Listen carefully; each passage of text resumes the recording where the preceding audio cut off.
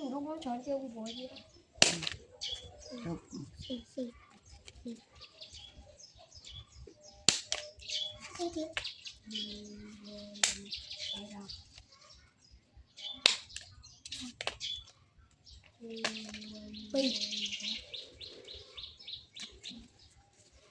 đó sẽ được chép cả một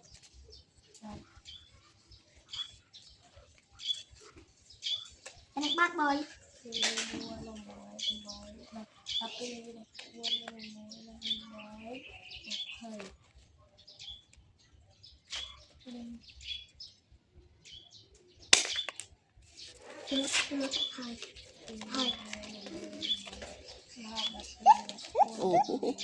mình đó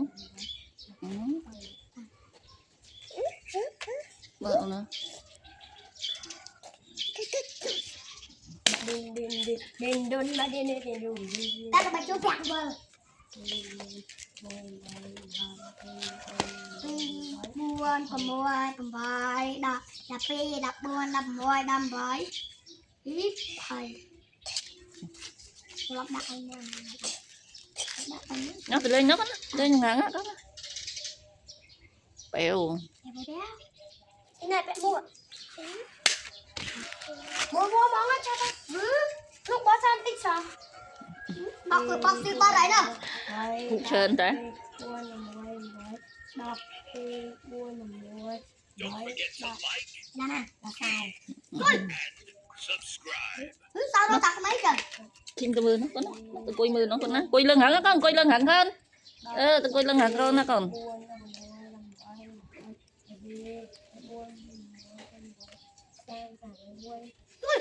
đó chứ đó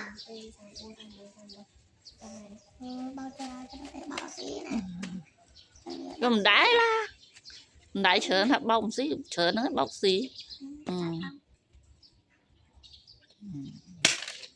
wow cái thằng bao con xí vậy không còn gì lên rồi ôi một con lang ri ơi bao phủ con lang một con lang ri đi crop chi rồi cho nó chi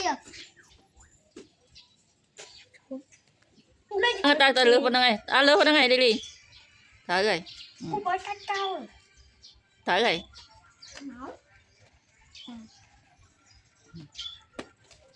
với nhạ kì đúng không áp xì ôi áp xì tê bà con áp xì tê luôn này chắc phải bơi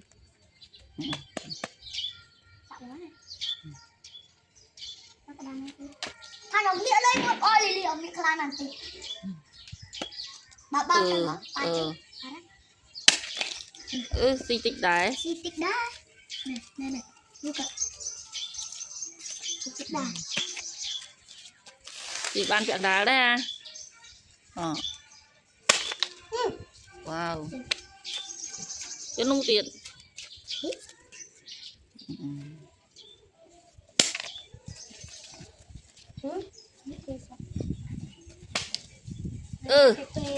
hà vay của biển cho nó tới tịch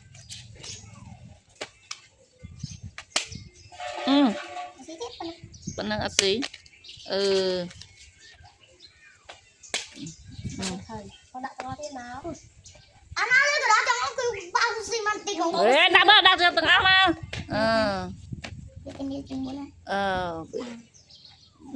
ở đây lì chờ tiền tỷ tất ôi da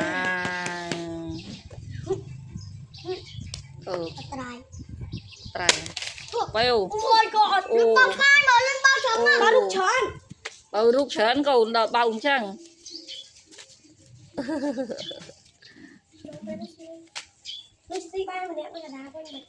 con này bóc mà chắc bên này mà bóc chắc trái máu cũng oi từ bong lì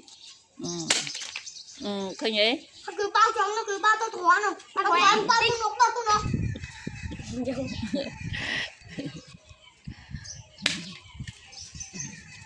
đã được ao hình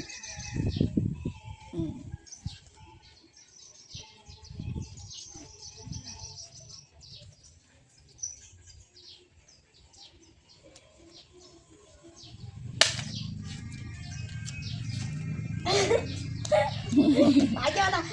Ê, nè. Một tí bao giờ tiết? Sao lưng cứ bao giờ? Xích. Bạn buôn bao. Ngọt. Xích. Bao. À. Sau nhá ăn xích này là ọt bền. Sau với vậy. Khởi nhớ tia nhá lên đi. Xong tôi nhung Súp nâu nung váy xi mặt ạ, đập muối ạ anh.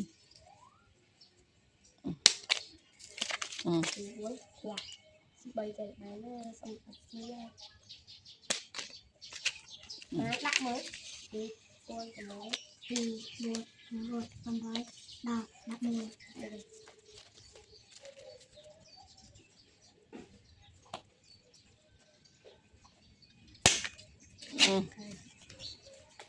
mà hai mùi đào bạc tí muối làm gói này